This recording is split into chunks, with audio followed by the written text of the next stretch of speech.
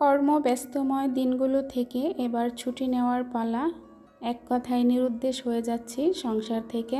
নিজেকে ভালো রাখতে হলে কিছু না কিছু তো করতেই হবে, তাই নিজেকে ভালো রাখার চেষ্টা।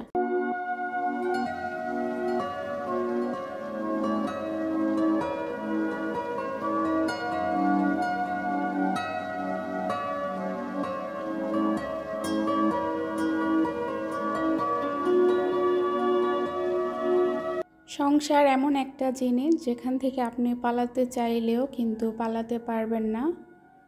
একটি মায়া, একটি সংসার, সব কিছুর মধ্যে এমনভাবে আবদ্ধ হয়ে যাবেন, আপনি ইচ্ছে করলেও এখান থেকে কিন্তু ছুটি নিতে পারবেন না। তো আসসালামু আলাইকুম ভিউয়ার্স, কেমন আছেন সবাই? কর্মব্যস্তময় আরও একটি দিনের শুরু। সকাল থেকে ভিডিওটা শুরু করলাম, রান্নাঘরে চলে এসেছি। সকালে মা ছেলের জন্য চা বসিয়েছি। তো চা হতে হতে এই যে এইদিকে মুস্তাকিমের বাবা রাতে কিছু টুকিটাকি খাবার নিয়ে আসছিল, তো সেটাই গুছিয়ে নিচ্ছিলাম। তো মুস্তাকিমের জন্য দুধ নিয়ে আসছিল, চকলেট দুধ। ও বলতেছে তো দুধটা আগে খাবে। তা আমি বললাম তুমি চা খাও, রুটি খাও, তারপরে না হয় দুধটা খেও। কিন্তু আসলে বাচ্চাদের বায়না, ওরা যখন যেটা বলবে সেটাই তো করবে। তো আসলে বাধ্য হয়ে সকালবেলায় দুধটা দিতে হলো। তো এদিকে চা বসিয়ে আমি মুস্তাকিমকে দুধটা দিয়ে দিলাম। এর মধ্যে কিন্তু চাটাও হয়ে গিয়েছে। তো মা ছেলে মিলে চা খেয়ে তারপরে দুপুরে রান্না বাড়া করব। তো আজকে কিন্তু ঢাকায় শেষ ভিডিও। আমি কিন্তু ঢাকার বাহিরে চলে যাচ্ছি। ওই যে বললাম, নিজেকেও মাঝে মধ্যে একটু সময় দিতে হয়। যদিও এখন কোথাও যাবার কথা ছিল না, মুস্তাকিম সোহানার কিন্তু সামনে এক্সাম আছে। তো তারপরেও যাচ্ছি। মনটার মধ্যে এত বেশি খারাপ লাগছিল, বিষণ্ণতায় ভুগছিলাম। তো চিন্তা করলাম যে এখন একটু বিরতি নিজের জন্য খুবই প্রয়োজন। তাই আসলে হঠাৎ করে এই সিদ্ধান্তটা নিতে হলো। তো যেহেতু কয়েকদিন বাসায় থাকবো না, তো বারান্দায় যে গাছগুলো ছিল, এই গাছগুলোর শাকগুলো কিন্তু একদম নষ্ট হয়ে যাবে, কারণ আমি না থাকলে তো গাছগুলোতেও তেমনভাবে যত্ন পানি দেওয়া হবে না। তাই চিন্তা করলাম গাছগুলো থেকে শাকগুলো তুলে রান্না করে ফেলি। তো সেজন্য বারান্দায় চলে আসলাম চা নাস্তা করে। বারান্দা থেকে পুঁই শাক, কলমি শাক আর হচ্ছে একটা মিষ্টি কুমড়ার শাক, সবগুলো শাকেই তুলে আজকে রান্না করব। তো আমি শাকগুলো তুলে নিচ্ছিলাম, আর ওইদিকে মুরগির মাংস নামিয়ে রেখেছি ফ্রিজ থেকে। আর পেঁপে ভাজি করব। আমি কিন্তু সব কাটাকাটি করে তারপরে বারান্দায় এসেছি শাকগুলো তোলার জন্য। প্রথম ভেবেছিলাম যে থাক, শাকগুলো হয়তো বা ভালো থাকবে।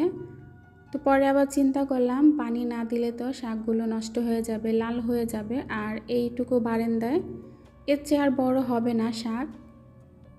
তাই শাকগুলো তুলে ফেললাম। দেশি মাছ দিয়ে রান্না করব।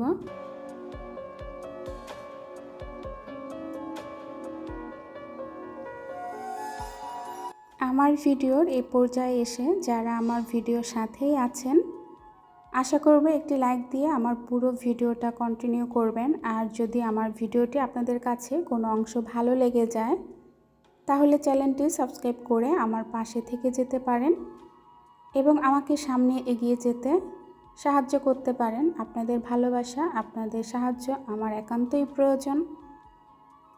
তো এখানে কিন্তু বারান্দা থেকে যে তুলে এনেছি শাকগুলো আমি কেটে নিচ্ছিলাম। তো যেহেতু বারান্দার শাক, এখানে কোনো ময়লা বা ধুলোবালি হবার কথা না, শাকগুলো কিন্তু ফ্রেশ ছিল। আমার যারা রেগুলার ভিউয়ার্স এবং আমার প্রত্যেকটা ভিডিও কন্টিনিউ করেন, তারা হয়তো আমার ভয়েসটা শুনলে বুঝতে পারবেন আমার মনটা কিন্তু একদমই ভালো নাই। তারপরও আপনাদের ভালোবাসার জন্য ভিডিওটা আপনাদের সাথে শেয়ার করছি।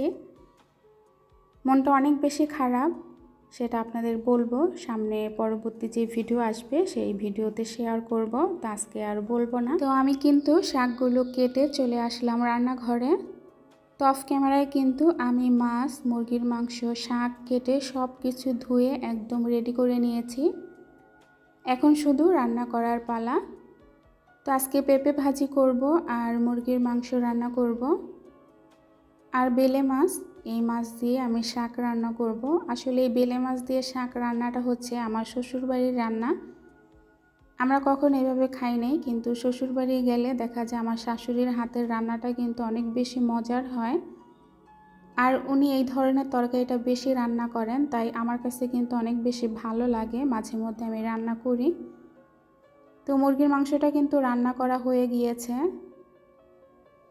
তা আমরা যেহেতু কাল সকালে চলে যাব, একটু তরকারি বেশি করে রান্না করলাম আমরা চলে গেলে, যাতে মোস্তাকিমের বাবা পরের দিন খেতে পারে। তাই যদিও বেশি কিছু রান্না করি নাই, মোস্তাকিমের বাবা একটু গ্যাসের সমস্যা আছে, বাসি তরকারি খেতে পারে না। তাই তো ইচ্ছে করলে রান্না করে ফ্রিজে রেখে দিয়ে গেলে মোস্তাকিমের বাবা কিন্তু গরম করে করে খেতে পারতো, কিন্তু গ্যাস্ট্রিকের সমস্যা, তাই কিন্তু বাসি তরকারি খেলে আরও বেশি সমস্যা হবে। তাই আর রান্না করি নাই। যেটা রান্না করেছি সেটা আমরা খাবার পরে যেটুকু থাকবে আগামীকাল মোস্তাকিমের বাবা যাতে খেতে পারে, সেই অনুযায়ী রান্নাটা করেছি। তো ফ্রিজে কয়েকটা পটল ছিল, আমি কিন্তু সেই পটলটাও দিয়ে দিয়েছি তরকারির মধ্যে। তো পটলটা আগে কষিয়ে তারপরে এখানে শাকটা দিয়ে দিলাম। তো আমি কিন্তু শাকের তরকারিটা বেশি একটা ঢাকা দিয়ে রান্না করব না, তাহলে দেখা যায় শাকটা লাল হয়ে যাবে। আর শাক লাল হয়ে গেলে কিন্তু খেতে যেমনই লাগুক, দেখতে কিন্তু একদমই ভালো লাগে না। তো আমি শাকটা কখনোই এরকম ঢেকে রান্না করি না। অনেকে দেখি এমনভাবে ঢেকে রান্না করে শাকটা একদম লাল হয়ে যায়, সেটা খেতে ভালো লাগলেও কিন্তু দেখতে একদমই ভালো লাগে না। তো পাশের চুলায় আমি কয়েকটা কাঁচা কলা ছিল, সেই কাঁচা কলাটা আমি সিদ্ধ দিলাম ভাপ দিয়ে, তারপরে ফ্রিজে রেখে যাব, ডিপ ফ্রিজে। ফ্রিজে যদি থাকে নরমালে, তাহলে কলাগুলো কিন্তু একদম পেকে যাবে, ওইগুলো খাওয়া যাবে না। তাই চিন্তা করলাম ফেলে দিয়ে তো লাভ নেই, ভাপ দিয়ে ডিপ ফ্রিজে রেখে যাই। যদিও বা কখনো রাখি নাই, জানি না পরে খেতে পারবো কি না, তারপরেও রেখে দিলাম। তো এখানে ভালো করে শাকটা কষানোর পর আমি কিন্তু মাছটা দিয়ে আরেকটু কষিয়ে নিয়েছি। আর এদিকে কিন্তু কাঁচা কলাটাও ভাপ দেওয়া হয়ে গিয়েছে। তো আমি কাঁচা কলাটা এখন ছেঁকে রেখে দেব, ঠান্ডা হলে ফ্রিজে রাখবো। তো তরকারিটাও কিন্তু হয়ে গিয়েছে, একটু মাখা মাখা ঝোল রাখলাম। যদিও বাচ্চারা এই তরকারিটা খাবে না, আমি শুধু দুপুরে খাবো, আর রাতে তো মোস্তাকিমের বাবা আছেই। তো মোস্তাকিমের বাবারও কিন্তু এই রান্নাটা অনেক বেশি পছন্দ। তার মায়ের হাতের রান্না তো সব সন্তানদেরই অনেক বেশি ভালো লাগে। তো মাঝে মধ্যে আমি রান্না করলে অনেক বেশি প্রশংসা করেন যে আমার মায়ের হাতের রান্নার মতো হয়েছে, একদম দেশের রান্না। তারপরে পেঁপে ভাজিটা এখানে বসিয়ে দিলাম। তো রান্নাবাড়া শেষ করে এখন আমরা মা ছেলে মেয়ে মিলে দুপুরের খাবারটা খেয়ে নিব।